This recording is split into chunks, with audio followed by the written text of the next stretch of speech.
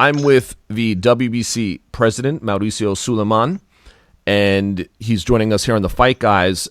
And the purpose of this interview today is to talk about, obviously, what's been a lot of news over the past 24 hours with the announcement of the WBC franchise belt and Canelo. And Mauricio, really what I want you to be able to have an opportunity and a platform to be able to explain to everybody what this is, the reasoning behind it, because you've been taking a lot of heat on social media. And I think that, it's only fair that you have an opportunity to express what this is all about. So really, this is about you and the WBC. So I want you to be able to address it. And the floor is all yours. Thank you, Peter. Thank you. I appreciate this opportunity. And as it is, 30 years ago, the fights were for 15 rounds. Today, they're for 12 rounds. When that happened, 1982, my father took a lot of heat. When we changed the day of the weigh-in to a day before, when the major changes in the sport have happened, of course, human nature is to have resistance to change. Before understanding what the franchise champion means, everybody's reaching conclusions, are blasting it without even understanding it. I understand and I support and I respect the opinion from anybody. There are critics that make you better, and there are critics that are simply a determined position just to go against whatever. The franchise champion is not a new world championship. It is not a new belt. It is not something to bring confusion, but it's all to the contrary. The WBC has been studying this concept for quite some time, and nobody can deny that Saul Canelo Alvarez is the current representative of boxing in the sport world. He's the highest paid athlete in the world. He's a major attraction for the sport and has been carrying boxing in the last 2 years, making the fights that put him in that position, which was to face Gennady Golovkin twice, to fight Danny Jacobs, and to simply put a position for the sport as a major attraction. What we have done in boxing altogether is, instead of working collectively, working together as promoters, as working organizations, as media, we find a sport that is completely disrupted. It's all segmented. And this concept of the franchise champion has the only intention to be a channel for the best fights to happen in the Canelo Alvarez stature and position right now. He has been fighting in middleweight and super middleweight, and is even considering fighting in the light heavyweight division. Instead of the WBC opposing and interfering with those plans, we have created the concept, which is a franchise champion, a franchise tag, which we discussed with Golden Boy, which we discussed with Canelo, and which he's very happy with. It is not putting things outside, or is not making something incorrect or illegal. We're enhancing the career of Canelo Alvarez and the possibility of making the fights that everybody wants to see. So what exactly is the franchise belt? How would you define it? It is not a belt.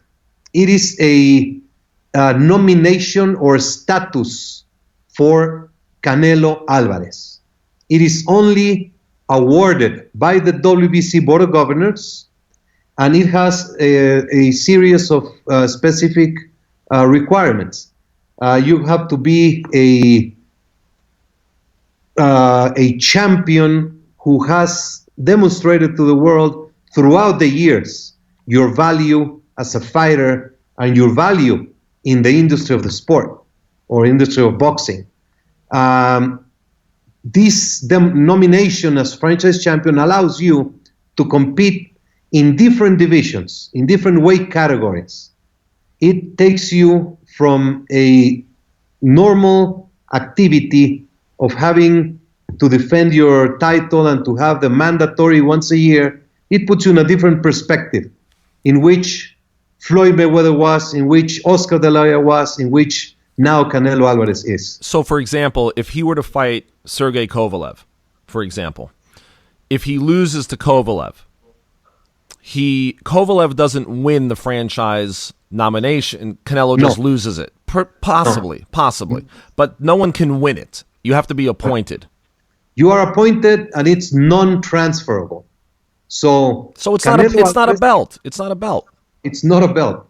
Canelo Alvarez has agreed to represent the WBC in all his future fights, regardless of what division the fight is taking place or what title is being at stake. He's going into the ring representing the WBC. So to keep it real, does a defense of his world title and as a representative of the franchise nomination, does that come with a sanction fee? Yes, okay. It has sanction fees because he is representing the WBC. Okay.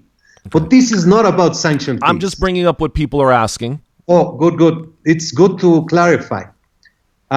It has sanction fees because WBC accolade and the WBC structure is supporting Canelo Alvarez and his career. Now, so, in fairness to the WBC, right? Because obviously, I want to keep this, right down the middle, right? And obviously, I'm a supporter of the WBC.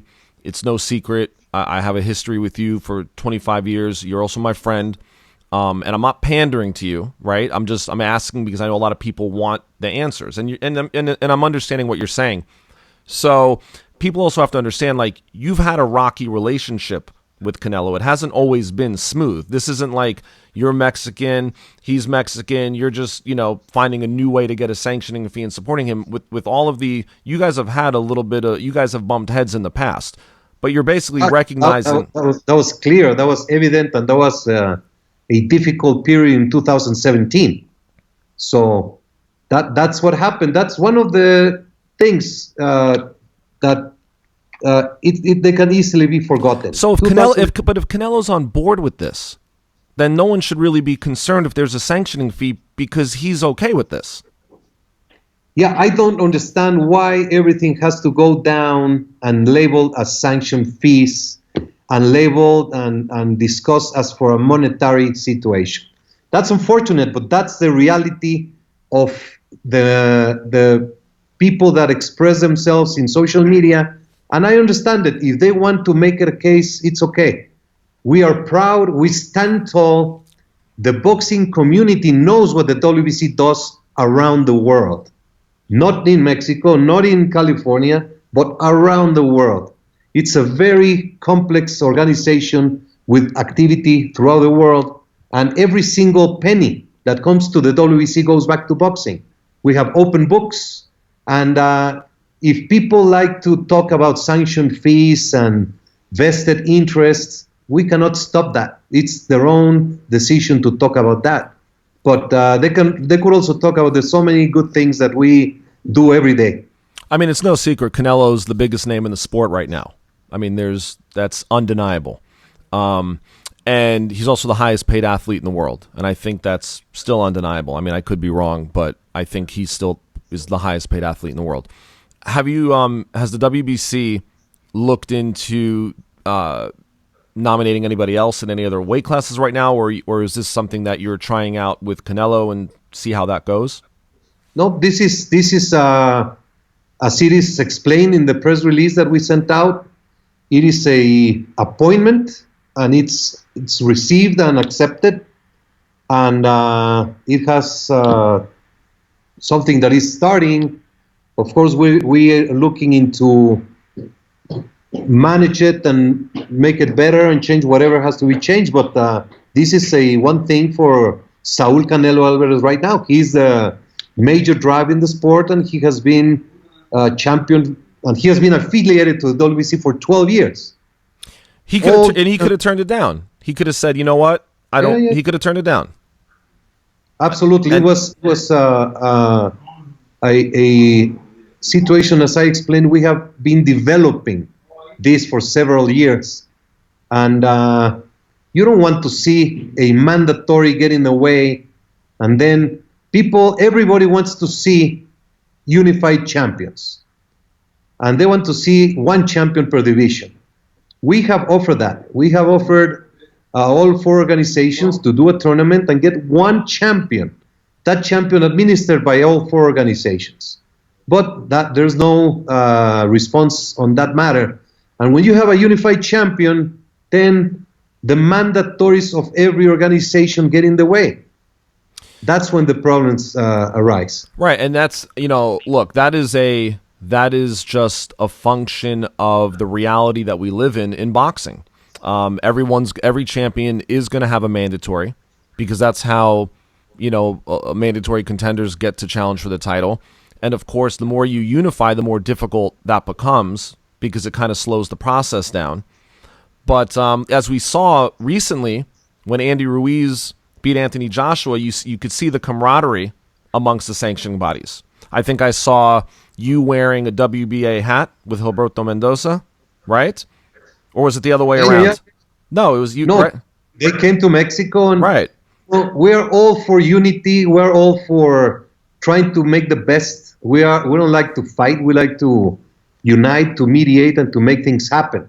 Yeah, I think a lot of people don't realize outside of boxing, like general fans don't realize, casual fans, which they don't know because they're not involved. Like you communicate all the time with Daryl Peoples, with the IBF, or with Gilberto Mendoza, or with Paco Francisco Valcarcel. You have to, because everybody needs to know what everybody's doing because it affects everybody's mandatories. The mandatory rule was invented by the WBC. In the past, you had a fighter like Archie Moore, like Mantequilla Nápoles, who would not be given an opportunity to fight for the title. So the WBC invented the mandatory contender and the mandatory obligation of the champion for once a year, and all the rules that have to do with the purse bid and all these things. The situation is that we have to adjust to the current times, and we have to adjust.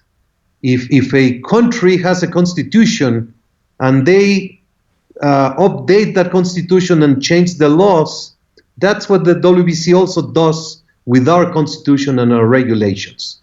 This franchise tag, the concept, I am sure is going to bring a very positive opportunity for the middleweight, super middleweight, light heavyweight, super welterweight area. And that way, I feel very strong. I feel very confident that it's going to be a very positive and not a negative, as it's been for some people seen. So lastly, I wanted to ask you about Charlo and the recent the recent appointment with Charlo. So what is that? What did the WBC just implement regarding that belt? Okay, Charlo, he won a final elimination bout, became mandatory of the division when Golovkin was a champion, and then he was very flexible, understanding the market, understanding the boxing in general. So he allowed Golovkin Canelo, and he understood the timings. And with this format of the franchise champion, now Charlo in the middleweight division is the WBC champion. Because Canelo, you don't know if he's going to compete in middleweight, in super middleweight, or light heavyweight in his next bout and the next years to come. So there's a world champion in this division because there was an interim champion. He's been moved to world champion. And Canelo has a flexibility to land the best fight possible for the fans. So if he wants to fight for that WBC middleweight championship again, he would have to fight Charlo? Canelo, as stated in the guidelines, he is a WBC champion. And he will represent the WBC when he fights. There's a little bit gray area I understand. in that matter regarding if he fights in middleweight, what he's representing. But we did not strip Canelo. I get it. You're basically giving him flexibility, allowing him to still hold champion status, represent the WBC without having to necessarily go through the mandatory process at any given time. If he chooses, he wants to fight anywhere from light heavy down to middleweight. Exactly. So you don't have to strip him and then fight for the title again. You're basically giving him some almost room to roam around a little bit and still have champion status, which he is champion status. Whether he has a belt or no belt, he's a champion. Everybody knows that. Yeah, I mean, it's a very specific case. When you had the era of Oscar De La Hoya, Floyd Mayweather, Manny Pacquiao, those are elite fighters, and I'm very positive about it. I'm not negative. I'm very enthused. I'm going to take the heat. I take all responsibility on behalf of the Board of Governors, but I feel confident that this is a very positive for the sport, for the industry. Yeah, we just wanted to give you an opportunity to be able to say something because there had been such, an initial negative response to it.